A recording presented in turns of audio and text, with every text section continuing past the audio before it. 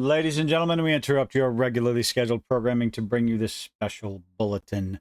It's the end of the world, and attractive female characters, attractive characters in general, in video games is the start of it all. At least that's what you would think if you paid attention to the mainstream journos out there that are absolutely, at least come across as being absolutely terrified to see scantily clad, bikini clad female characters in video games showing off their, well, assets in one way or another. And I'm not even talking about those particular games that you'll find on Steam that have very specific tags in them so that you know you're looking at a more mature, more adult game.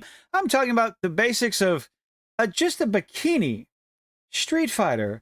Specifically, well, in this case, we got good old Cammy right there. If you pay attention to journalists, well, it's the end of the world because who knows, maybe they're just absolutely terrified of attractive characters, females to be specific. Good old over here, we're coming to you from PC Gamer. Ellie Gould writes, Overwatch players freak out, I doubt it, over supposed Widowmaker butt nerf. Why would you nerf the posterior? People are attracted. Your primary demographic, whether you like it or not, whether the industry out there wants to admit it or not, or add mobile games to the mix. Hell, even some of the female gamers out there, they like this stuff. Like to see attractive characters. Whether it's a first person, third person, whatever. Liking to play dress up with your character in Cyberpunk 2077. Spent way more time in photo mode than I should have. Men and women want to see attractive characters, especially in third person. Why on earth would I not want to? Well, let's get on with it. Proving that Marvel Rivals Gooner skin, because, you know, skins have wound back the clock 10 years. Gooner skin. This is a new word that's entered the vernacular this past, year or so? And it is all over social media, mainstream gaming websites. They're going to beat it like a dead horse until it's ready for the glue factory. We found a new word that we can use to insult our critics. Let's use it. What's the word? Gooner. What does it come from? Don't worry about it. Don't look it up. You'll regret it. More buzzwords to be used over and over and over and over instead of addressing the actual criticism. You're going to insult the gamers that want to see Cammy in her original outfit because, hey, why not? Let's see. Overwatch 2, Street Fighter 6 collaboration. Let's do away with collaborations. They're old, they're dead, they're done, and they dilute the main IP, the main market for the IP, but whatever. Have officially announced, and collaboration has been officially announced, and the 8 new skins are ready to appear on the in-game shop today. I bet. I got a funny feeling that Cammy's not going to look like Cammy, at least what everyone has been used to. Some players are already finding issues with the skin. The issue is called censorship. Players don't like it. They're tired of it. Your target demographic is tired of it. But what are you going to do? Call them gooners. Call them misogynists, man babies, blah, blah, blah, blah. Insert particular buzzword here. Quote, they won't be able to dethrone Marvel Rivals by having a half-assed Cammy skin, one player says. Pun intended, if you know, you know. Never give a half-assed Cammy skin. That's one of the favorite things. People who love Cammy. We all know why we love Cammy. What do we got here? I jest. Do you even know what a joke is? But seeing players complain about the size of Widowmaker's butt in the new Cammy skin has dragged me back to 2016, when all the controversy about Blizzard shrinking Tracer's rear was all around anyone could talk about. Well, maybe people are tired of censorship, and that's what this is. Censorship is censorship and is censorship.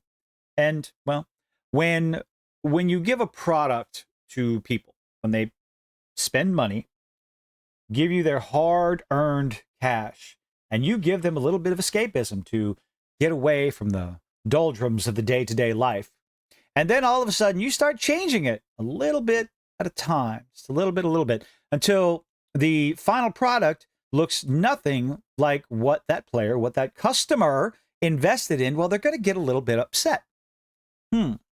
Just a couple of days after Overwatch first released back in 2016, the devs had to cut a victory pose after fan backlash, probably, what, 10 people? Saying it was over-sexualizing the characters.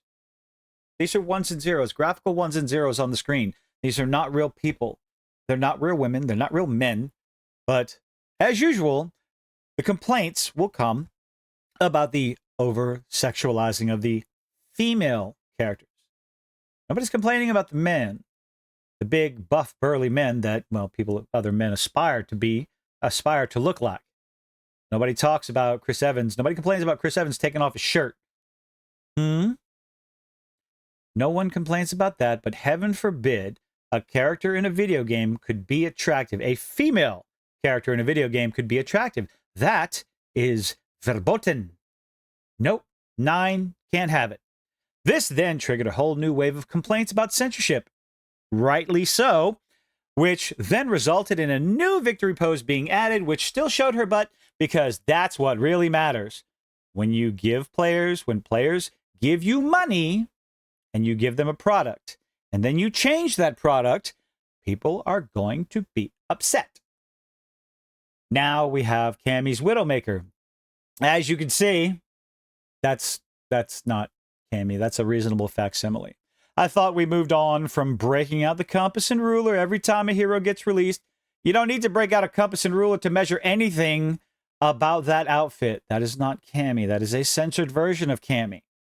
Very overly censored version of Cammy. Unnecessary. Let players play what they want. Let players maybe even put a toggle in. If you're upset that you have to clutch your pearls at the sight of a woman wearing a leotard. Leotard? Unitard? Which one is it? Y'all correct me in the comment section. I'm an idiot. But essentially, a thong. Oh my goodness. Got to clutch those pearls.